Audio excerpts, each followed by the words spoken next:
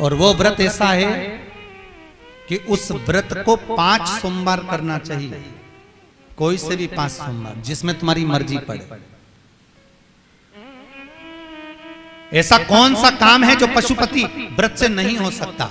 जब पशुपति अस्त्र मात्र भगवान राम के तरकश में रखे होने पर लंकाधिपति रावण के प्राण निकल सकते हैं,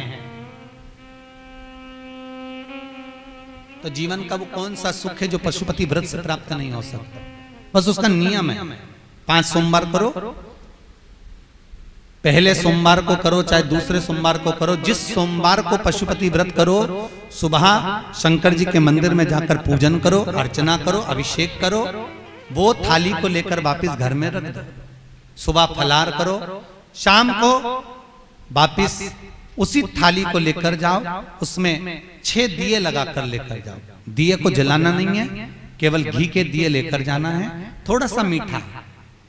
शिव महापुराण में, स्कंद पुराण में जो पशुपति व्रत बताया है उसका विधान, थोड़ा सा मीठा लेकर जाओ। शिव जी की फिर पूजन करो, पूजन करने के बाद में शाम के समय प्रदोष काल में पूजन करो। पूजन करने के बाद बाबा भोलेनाथ की आराधना कर कर 5 दिए शंकर जी के सम्मुख में लगा दो। जो मीठा लेकर गए हो उसके 3 हिस्से कर दो, 2 हिस्से मंदिर में चढ़ा दो, 1 हिस्सा और 1 दिया थाली में रखकर पूजन करने के बाद वापिस लेकर आ जाओ। घर के दरवाजे की देहली पर राइट हैंड में सीधे हाथ पर जो दिया लेकर आए हो उस दिए को जला दो, और अंदर जाकर जो प्रसाद लेकर आए हो 1 हिस्सा उसको पाकर फिर भोजन प्रसाद ग्रहण कर लो। ऐसे पशुपति नाथ के 5 व्रत रहते हैं। ऐसा कौन सा कार्य है जो भोलेनाथ पूरा ना करता?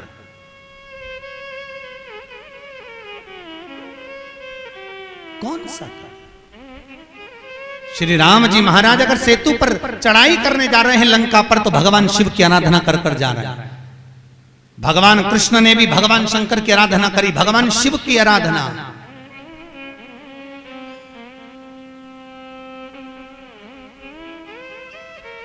शिवर्चन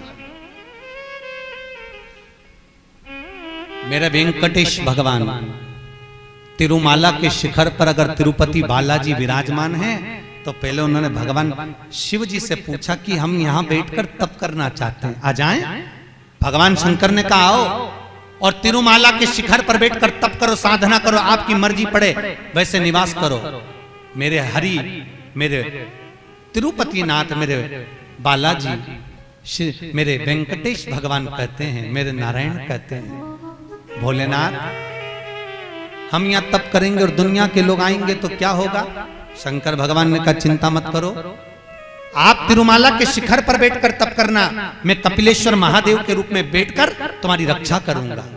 अगर आप तिरुपति गए होगे तो आपको मालूम होगा, ऊपर तिरुमाला में मेरे नारायण हैं, तो नीचे कपिलेश्वर महादेव में मेरे शंकर बैठकर रक्षा कर रहे हैं। नाथ द्वारा चले जाओ। जब श्री जी बाबा के ऊपर आक्रमण किया गया, भोलेनाथ जी के ऊपर जब श्रीनाथ जी के ऊपर जब आक्रमण किया गया, गोवर्धन नाथ जी की मूर्ति को खंडित करने का जब भाव आया, तब ब्रजवासियों ने शंकर भगवान को घास के पूले में दबाकर बैलगाड़ी में लेकर रात की रात भाग गए।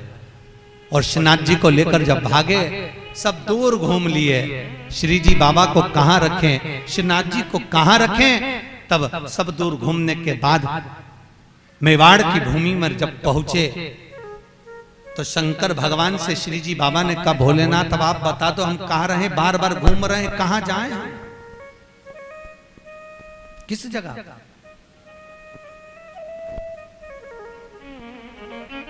हम कहां जाएं, हम किस जगह पर जाएं? आप बताओ। भगवान शिव कहते हैं ठाकुर, हे श्री जी बाबा आप एक काम करो, आप मेवाड़ की इसी भूमि पर रहिए, आप यहां रहोगे और हम एकलिंग जी के रूप में आपकी रक्षा करेंगे। कभी आप नाथ द्वारा जाकर देखना, श्रीनाथ जी में श्री जी बाबा विराजमान है और उनके पास में एक लिंग जी के रूप में भगवान शंकर विराजमान। कोई ऐसी धरा, कोई ऐसी भूमि, कोई ऐसी जगह जहां शिव ना हो, हर जगह सर्वस्व विराजमान भोलेनाथ सर्वस्व।